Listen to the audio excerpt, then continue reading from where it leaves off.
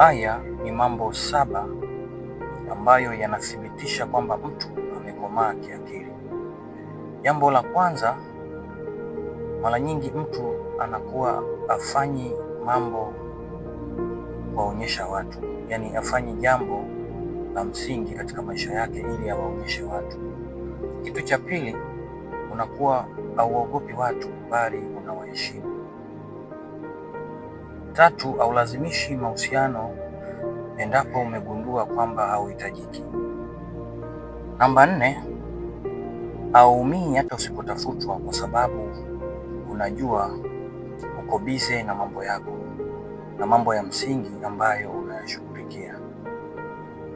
Namba 5, unajua kusoma alama za nyakati, kwamba hapa kinahitajika kitu gani, hapa sihitajiki, hapa sitakiwi kufanya hiki. Kimya kimya unakuwa unajua nini cha kufanya.